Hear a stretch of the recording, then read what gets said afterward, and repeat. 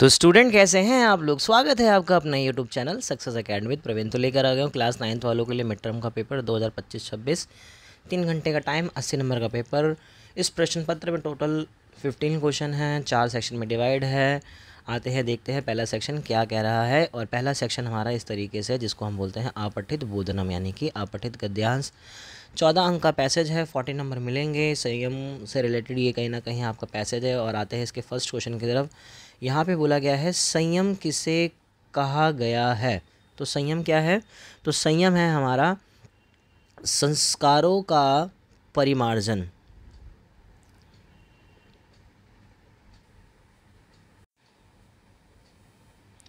मन की लगाम हाथ में रखने का तात्पर्य क्या है? मन की लगाम का मतलब है अपनी ज्ञानेंद्रियों पर नियंत्रण रखकर कार्य करना।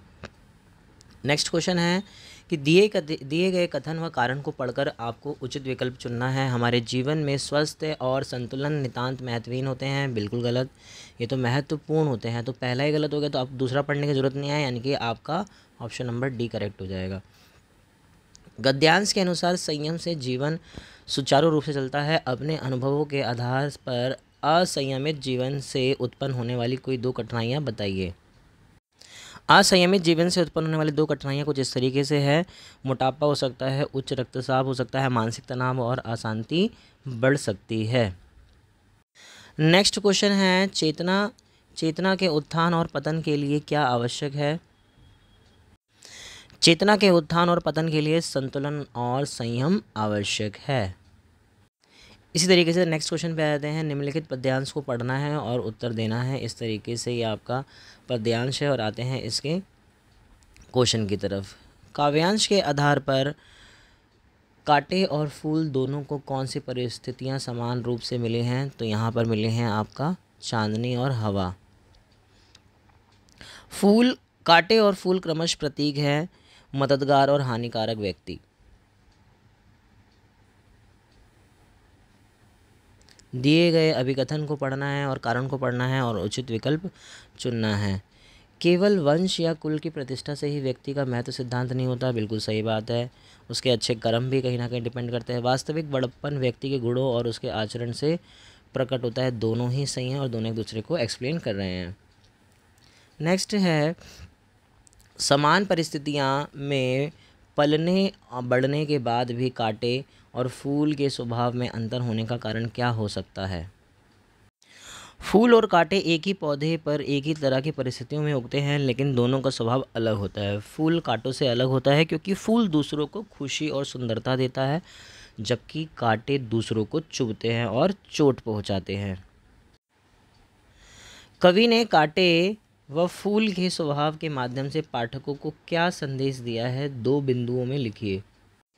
कवि ने फूल और कांटे के माध्यम से यह संदेश दिया है कि व्यक्ति का बड़प्पन उसके जन्म या कुल से नहीं, बल्कि उसके गुण और व्यवहार से होता है।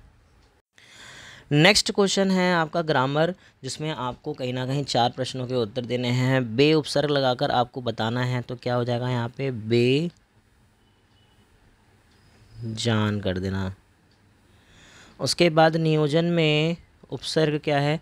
उपसर्ग आगे लगते हैं, तो यहाँ पे क्या हो जाएगा? नी हो जाएगा।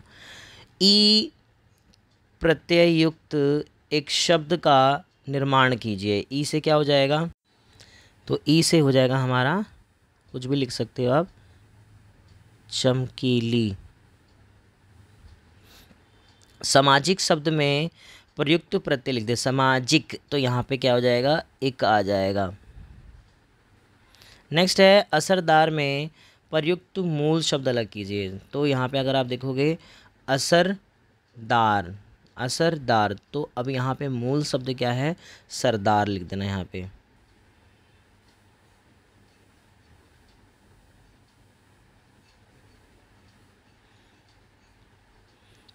यहाँ पे आपको क्या बताना है बेटा जी? समास बताने हैं। समास पहला है आमरण शब्द में समास का भेद लिखिए। तो ये कौन सा समास है? ये हमारा समास है अव्ययी भाव।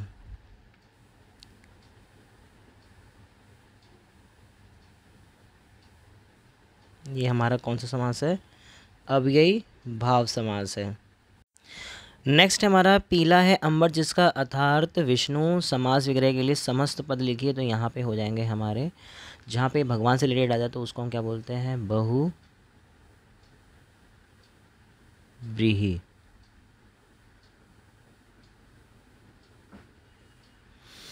नेक्स्ट है महात्मा शब्द में प्रयुक्त समास भेद लिखिए। अब महात्मा का मतलब क्या है, महान है जो आत्मा,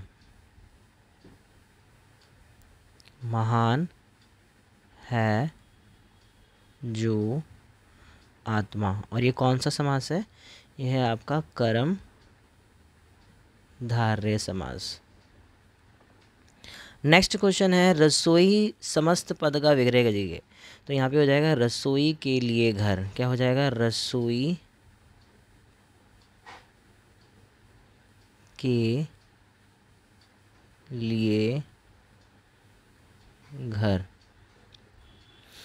किस समास का पूर्व पद एवं अव्यय होता है, तो वो होता है अव्यय भाव समास। कौन सा होता है, अव्यय, पहला पद प्रधान होता है अव्यय भाव समास का। आते हैं नेक्स्ट क्वेश्चन देखते हैं, आपका कल्याण हो, ये कौन सा है, इसको हम बोलेंगे इच्छावाचक। इच्छा प्रकट कर रहे हैं हम, इच्छावाचक। नेक्स्ट है झूरी इन्हें फूल की छड़ी से भी नहीं छूता था। तो नहीं आ गया तो कौन सा वाला हो जाएगा वाक्य, निषेध।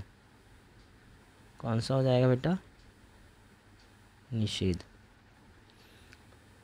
वह एक यजमान से मिलना चाहते थे, वह एक यजमान से क्या करना चाहते थे, मिलना चाहते थे। अब आपको बताना है इसमें कौन सा वाला समास का, सॉरी यहाँ पे आपको समास नहीं वाक्य बताना है। और इसको संदेह, किसमें, संदेह। तो संदेह जब भी आए तो आगे क्या लगा दोगे आप, शायद लगा दोगे। कैसे, इसको हटा देना, तो शायद एक यजमान, वह एक यजमान से मिलना चाहते थे, शायद वह एक, तो आगे आप क्या लगा दोगे, यहाँ पे शायद लगा दोगे, तो आपका सही हो जाएगा। खेती का इंतज़ाम देखने के लिए वहाँ कोई भिक्षु भेजा जाता है, तो वहाँ कोई भिक्षु नहीं भेजा जाता, तो यहाँ पे आप क्या लगा दोगे, नहीं।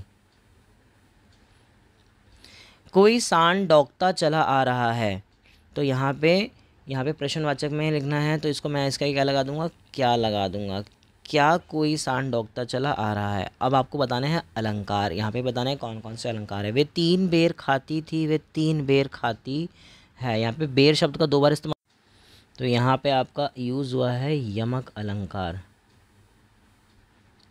भर गया जो हनीफ, जी जी कर थक गए, दिल से चाक सी सी कर थक गए, ये हो जाएगा आपका पुनरुक्ति।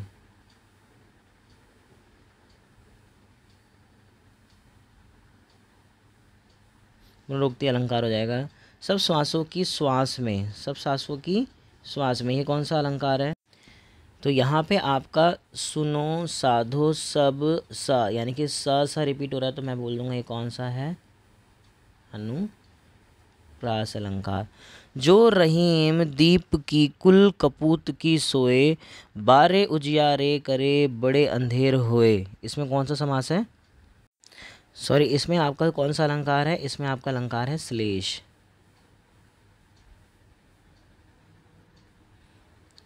कूड कपटकाया, अब यहाँ पे क रिपीट हो रहा है, यानी कि यहाँ पे ये कौन सा हो जाएगा, अनुप्रास हो जाएगा। बढ़ते हैं नेक्स्ट क्वेश्चन की तरफ। इस तरीके से यहाँ पे आपका पैसेज दिया हुआ है, इस पैसेज के आंसर देने हैं आप लोगों को। तो पहला क्वेश्चन क्या कह रहा है, गद्यांश के अनुसार तिब्बत की भूमि मुख्य रूप से किसके अधीन थी, तो ये थी हमारी मठों तथा विहारों। कुंजर शब्द का संबंध है बौद्ध वचन अनुवाद से। मंदिर में कुंजर की 103 हस्तलिखित पोथियाँ सुरक्षित रखी है। तिब्बती समाज अपने धार्मिक ग्रंथों के संरक्षण के प्रति सजग था, तो यहाँ पे आपका हो जाएगा, दोनों ही सीखे और दोनों एक दूसरे को एक्सप्लेन कर रहे हैं। निम्नलिखित में से बुद्ध वचन अनुवाद से संबंधित किन कथनों की पुष्टि गद्यांश नहीं करता है, तो किन की नहीं करता, ये अनुदित थे, ये हाथ से लिखे गए थे, तो इनकी पुष्टि नहीं करता है।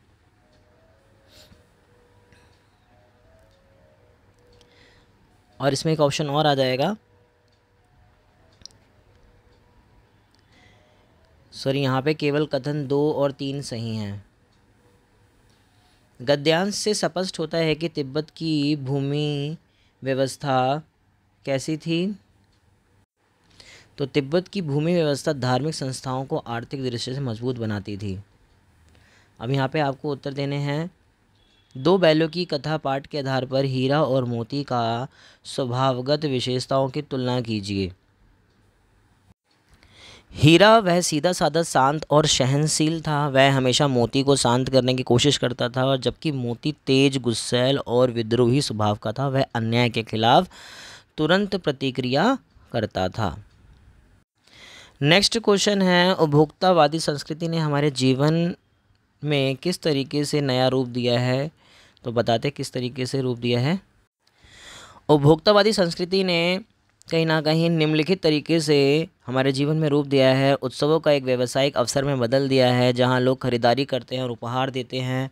उत्सवों को दिखावे और प्रदर्शन का माध्यम बना दिया गया है, जहां लोग अपनी सामाजिक स्थिति को प्रदर्शित करते हैं। जैसे अगर आपने देखा होगा, दिवाली जैसे पारंपरिक त्यौहार अब केवल धार्मिक अनुष्ठान नहीं रह गए हैं, बल्कि वह अब बड़े पैमाने पर खरीदारी, विज्ञापन और सामाजिक प्रदर्शन का अवसर बन गए हैं।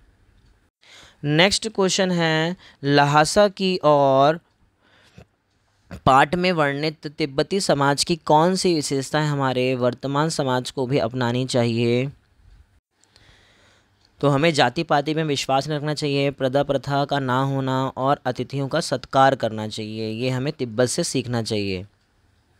नेक्स्ट क्वेश्चन है, हीरा और मोती ने कठिनाई के बावजूद अन्याय का डटकर विरोध किया। इस कहानी से हमें क्या सीख मिलती है। इस कहानी से हमें यह सीख मिलती है, हमें हमेशा अन्याय का डटकर विरोध करना चाहिए, भले ही हमें कितनी भी कठिनाई का सामना करना पड़े। हमें अपनी स्वतंत्रता और अधिकारों के लिए संघर्ष करना चाहिए, किसी भी प्रकार के शोषण को स्वीकार नहीं करना चाहिए। यह कहानी हमें एकजुट, साहस और निर्दयता का पाठ पढ़ाती है। क्वेश्चन नंबर 9 इस तरीके से आपका क्या आया है, काव्यांश आया है। इसको हम नेक्स्ट वीडियो में कवर अप करेंगे। पार्ट ए हम यहीं रहने देते हैं, पार्ट 1 को। पार्ट 2 में हम ये सारे के सारे क्वेश्चन कवर अप करेंगे। इस तरीके से ये सारे के सारे क्वेश्चन हैं, ये इसको हम अगली वीडियो में कवर अप करेंगे। यहाँ पे आपका रचनात्मक लेखन आ गया है, इसको हम नेक्स्ट वीडियो में कवर अप करते हैं। मिलते हैं नेक्स्ट वीडियो में। Thank you so much.